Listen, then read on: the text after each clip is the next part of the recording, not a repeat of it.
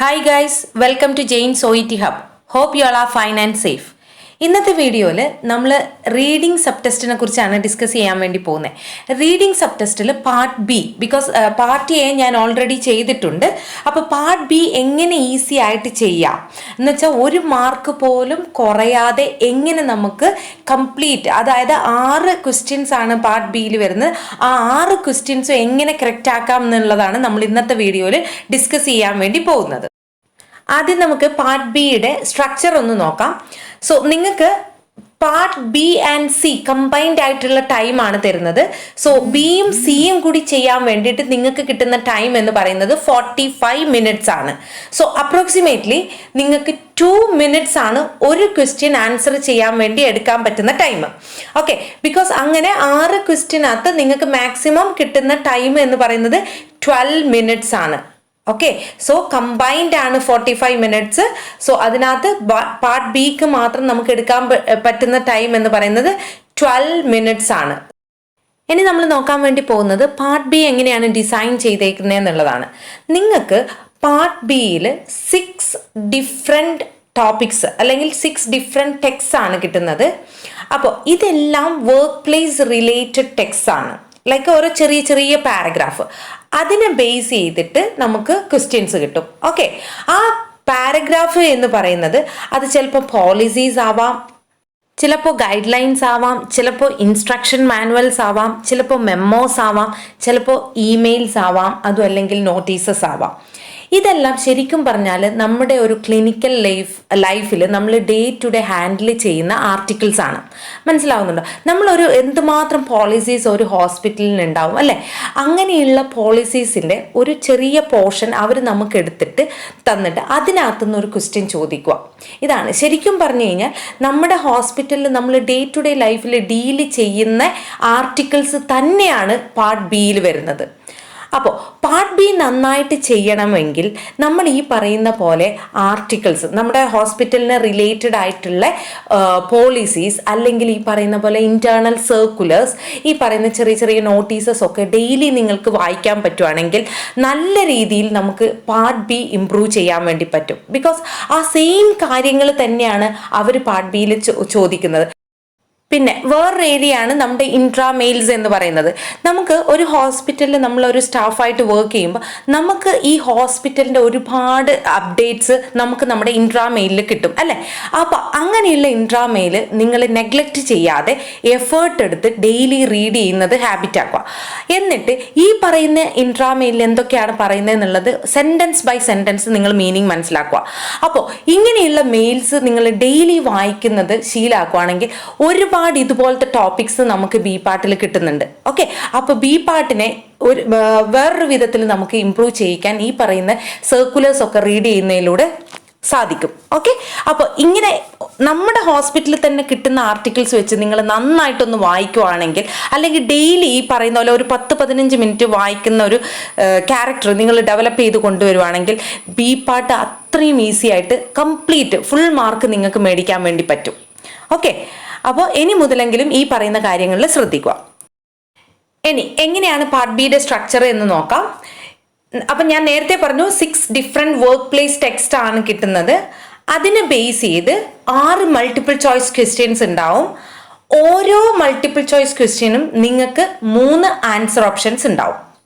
Okay, അപ്പോൾ അത് clear ആയി എന്ന് വിചാരിക്കുന്നു. ഒരു പാരഗ്രാഫിനെ ബേസ് ചെയ്ത് ഒരു ക്വസ്റ്റ്യൻ, അതിന് 3 ഓപ്ഷൻസ്. ഈ രീതിയിലാണ് നമുക്ക് പാർട്ട് ബിയിൽ ക്വസ്റ്റ്യൻസ് കിട്ടുന്നത്. അപ്പോൾ ഫെർദർ ഡിസ്കഷനിലോട്ട് പോകുന്നതിന് മുന്നേ നമ്മുടെ OET ക്ലാസ്സസിനെ കുറിച്ചൊന്ന് പറയാം. സോ കോവിഡ് റെസ്ട്രിക്ഷൻസ് ഉള്ളതുകൊണ്ട് ഓഫ്ലൈൻ ക്ലാസ്സസ് താൽക്കാലികമായിട്ട് നിർത്തിവെച്ചേക്കുവാണ്.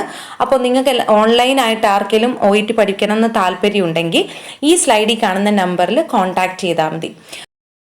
3 വിധത്തിലുള്ള ക്ലാസ്സസ് അവൈലബിൾ ആണ്. സോ സൂം ക്ലാസ്സസ് ഉണ്ട്, ഇൻഡിവിജ്വൽ ട്രെയിനേഴ്സ് ക്ലാസ്സസ് ഉണ്ട്, അതുപോലെ ക്രാഷ് കോഴ്സസും ഉണ്ട്. അപ്പോൾ നിങ്ങൾക്ക് ഏതാണ് ഏറ്റവും സ്യൂട്ടബിൾ ആയിട്ടുള്ള കോഴ്സ് എന്ന് അറിയണമെങ്കിൽ ഈ സ്ലൈഡിൽ കാണുന്ന നമ്പറിൽ ഒന്ന് കോൺടാക്ട് ചെയ്യുക. അപ്പോൾ ഡീറ്റെയിൽസ് നിങ്ങൾക്ക് പറഞ്ഞു തരുന്നതായിരിക്കും. ഓക്കെ, ഇനി നമുക്ക് നമ്മുടെ വീഡിയോയിലോട്ട് കിടക്കാം. ഇനി ഒരു പാർട്ട് ബിയുടെ ക്വസ്റ്റ്യൻ കിട്ടിക്കഴിഞ്ഞാൽ എങ്ങനെയാണ് അതിനെ അപ്രോച്ച് ചെയ്യേണ്ടതെന്നുള്ളതാണ്. ആദ്യം നിങ്ങൾ ചെയ്യേണ്ടത് ഈ പറയുന്ന പാരഗ്രാഫ് വായിക്കുക. അപ്പം നിങ്ങൾക്കറിയാം ആദ്യം ക്വസ്റ്റ്യൻ ഉണ്ടാവും, അതിൻ്റെ ഓപ്ഷൻസ് ഉണ്ടാവും, അതിൻ്റെ താഴെയാണ് നമ്മുടെ പാരഗ്രാഫ് കിടക്കുന്നത് അല്ലേ. അപ്പം നിങ്ങൾ ആദ്യം തന്നെ ഈ പറയുന്ന ക്വസ്റ്റ്യനും നോക്കണ്ട, ഓപ്ഷൻസും നോക്കണ്ട, directly come to the paragraph.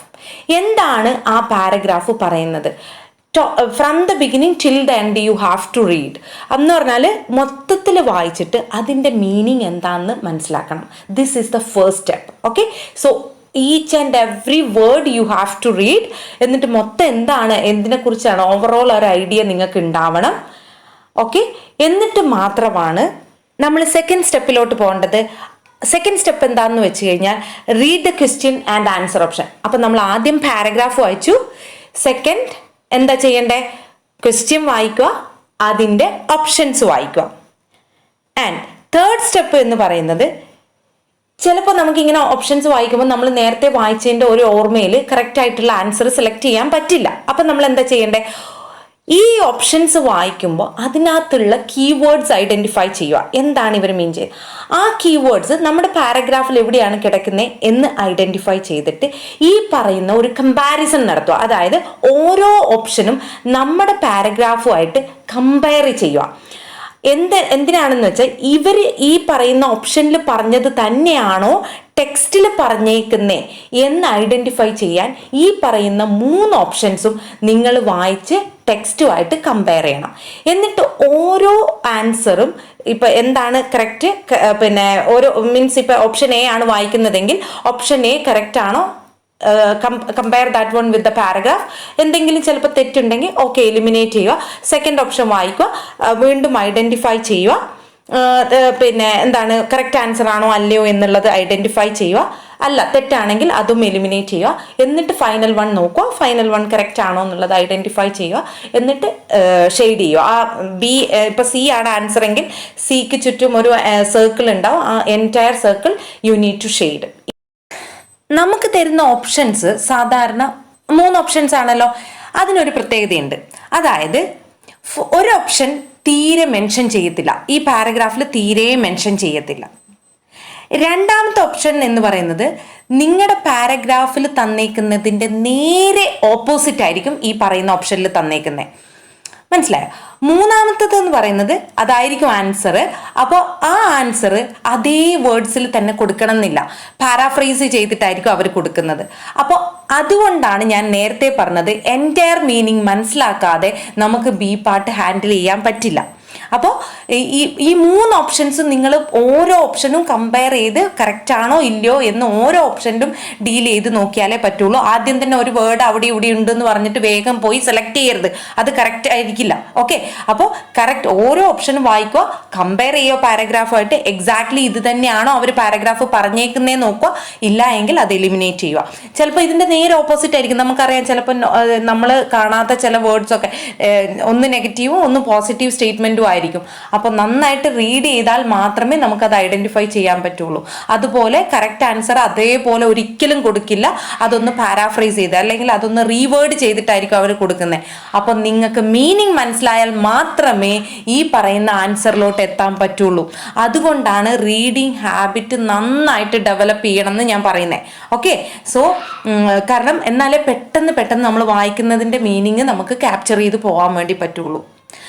So ഇത്രയും കാര്യങ്ങൾ നിങ്ങൾ റീഡിംഗ് പാർട്ട് ബിയിൽ വളരെ കെയർഫുൾ ആയിട്ട് ശ്രദ്ധിക്കേണ്ട കാര്യങ്ങളാണ്. ഓക്കെ, ഇനി നമുക്ക് ഈ പറഞ്ഞ കാര്യങ്ങളെല്ലാം ഇംപ്ലിമെന്റ് ചെയ്തുകൊണ്ട് ഒരു റീഡിംഗ് പാർട്ട് ബി എങ്ങനെ ചെയ്യണം എന്ന് നോക്കാം. ഒരു ചെറിയൊരു ടോപ്പിക്ക് വെച്ചിട്ട് എങ്ങനെ റീഡിംഗ് പാർട്ട് ബിയിൽ ആൻസർ ഫൈൻഡ് ഔട്ട് ചെയ്യാം എന്നുള്ളതാണ് നമ്മൾ ഇനി അടുത്തത് നോക്കാൻ വേണ്ടി പോകുന്നത്. അപ്പോൾ ഞാൻ ആദ്യം തന്നെ പറഞ്ഞു, ആദ്യം നിങ്ങൾക്ക് ക്വസ്റ്റ്യൻ ഓപ്ഷൻസ് ആയിരിക്കും. പക്ഷെ എന്നിരുന്നാലും നമ്മൾ അത് തൽക്കാലം അവിടെ പെൻഡിങ് വെച്ചു. നമ്മൾ എവിടോട്ടാണ് പോകുന്നത്? Directly we are moving to ആ പാരഗ്രാഫ്. ഓക്കെ, പാരഗ്രാഫ് നമ്മൾ ആദ്യം തൊട്ട് അവസാനം വരെ വായിക്കുന്നു. എന്നിട്ട് മാത്രം വീണ്ടും നമുക്ക് തിരിച്ച് ക്വസ്റ്റ്യനിലോട്ടും ഓപ്ഷനിലോട്ടും വരാം. ഓക്കെ, ആദ്യം തന്നെ നമ്മൾ വായിക്കേണ്ടത് ഹെഡിങ്, എന്തിനെ കുറിച്ചുള്ള ആർട്ടിക്കിൾ ആണ് ഇത് എന്നുള്ളതാണ് ആദ്യം നമ്മൾ വായിക്കേണ്ടത്. അപ്പോൾ പോസ്റ്റ് ഓപ്പറേറ്റീവ് ഡ്രസ്സിങ്, ഇതാണ് നമ്മുടെ ടോപ്പിക്ക്. ഇതൊരു പോളിസി ആവാം. എന്താണ് പോസ്റ്റ് ഓപ്പറേറ്റീവ് ഡ്രസ്സിങ്ങിനെ എങ്ങനെയാണ് ഹാൻഡിൽ ചെയ്യേണ്ടത് എന്നുള്ളതിനെ കുറിച്ചുള്ള ടോപ്പിക് ആയിരിക്കാം. Will see how what it is. Okay, dressings are an important component of post operative wound management. എല്ലാവർക്കും അറിയുന്ന കാര്യമാണ്.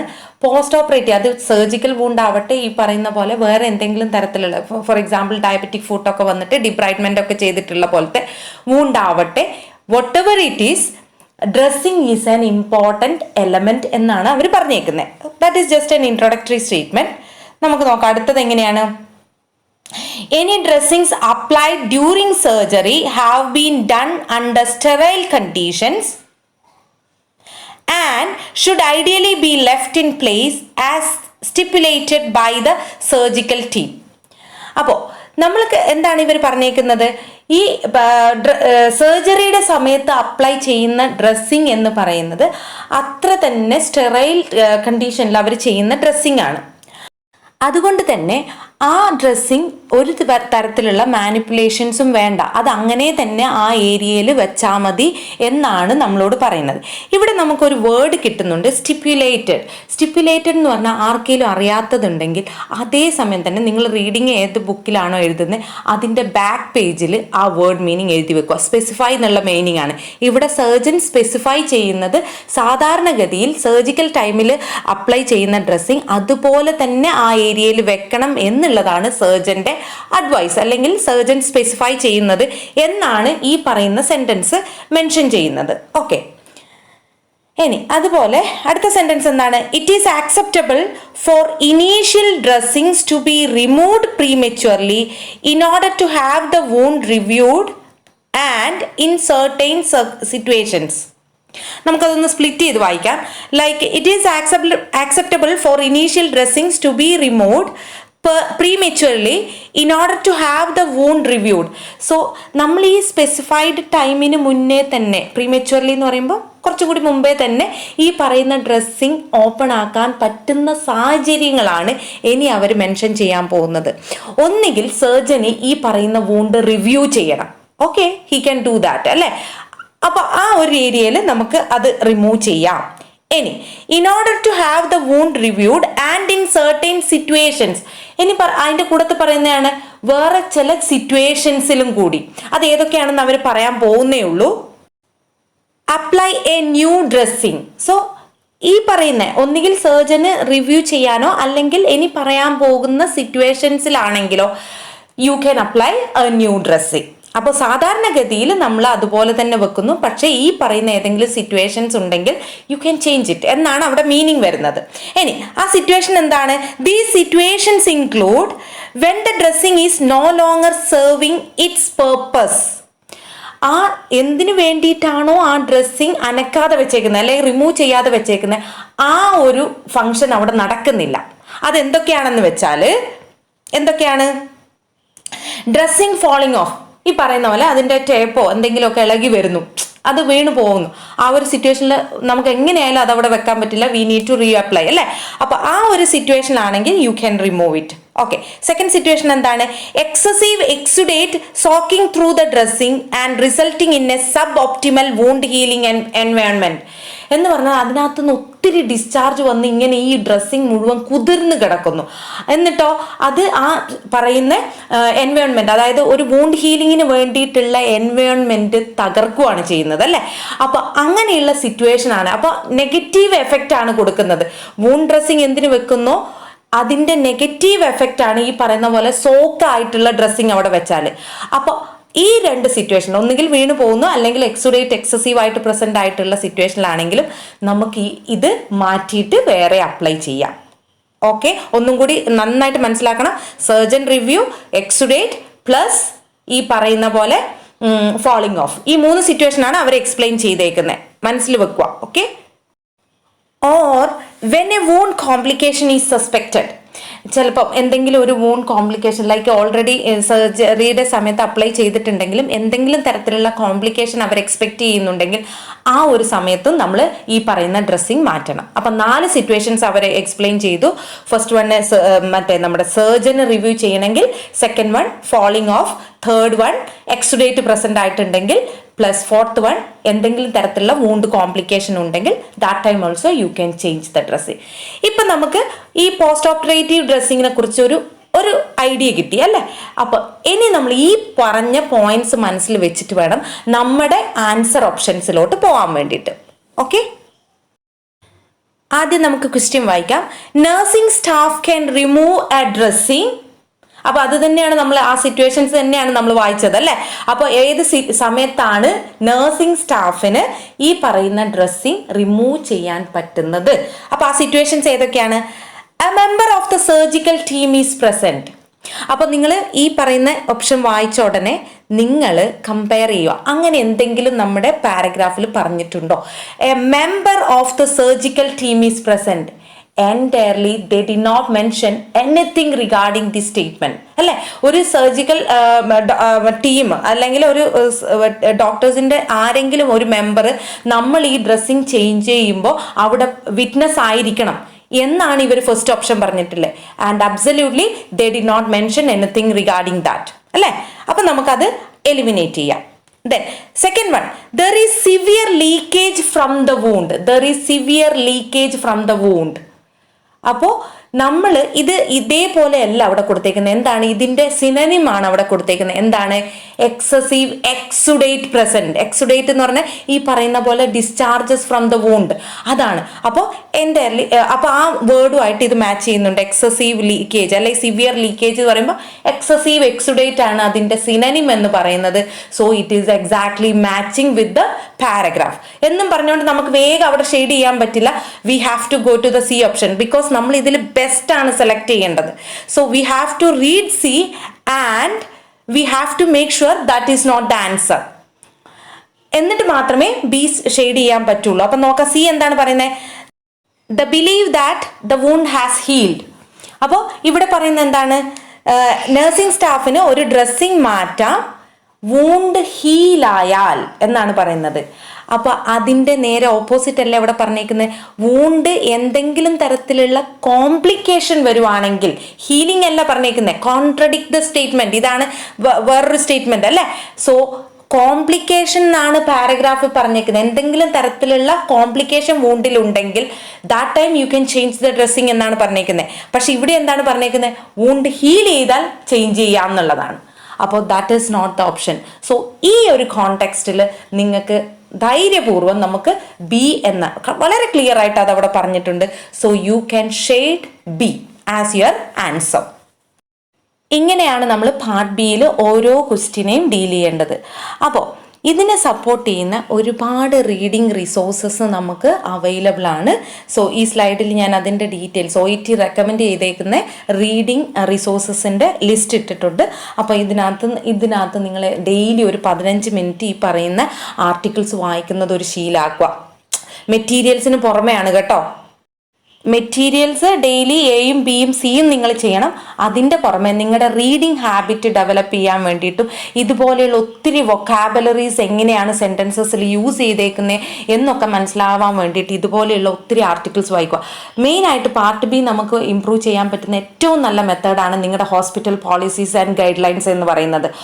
അത് ഡെയിലി വായിക്കണം. ഞാൻ നേരത്തെ പറഞ്ഞ പോലെ അതും ഡെയിലി വായിക്കുന്നത് നിങ്ങൾ ശീലമാക്കുകയാണെങ്കിൽ ഡെഫിനറ്റായിട്ട് നല്ലൊരു സ്കോർ നിങ്ങൾക്ക് പാർട്ട് ബിയിൽ ഉണ്ടാക്കാൻ പറ്റും. കാരണം പാർട്ട് ബിയിൽ മാക്സിമം സ്കോർ കിട്ടിയാൽ നമുക്ക് സി പാർട്ട് നമുക്കറിയാലോ പാർട്ട് ബിനേക്കാൾ ഇച്ചിരി കൂടി ടഫാണ് സി എന്ന് പറയുന്നത്. അപ്പോൾ അതിനകത്ത് 1-2 പോയിന്റ്സ് ആൻസേഴ്സ് തെറ്റിപ്പോയി കഴിഞ്ഞാൽ അത് കോംപ്രമൈസ് ചെയ്യാൻ പാർട്ട് ബീനെ കൊണ്ട് സാധിക്കും.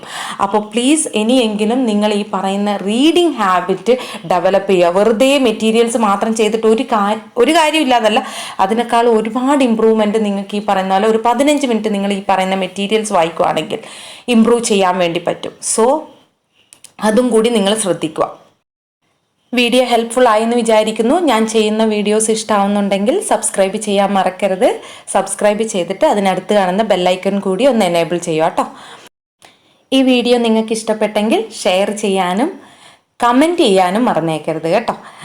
Okay, thank you so much for all your support.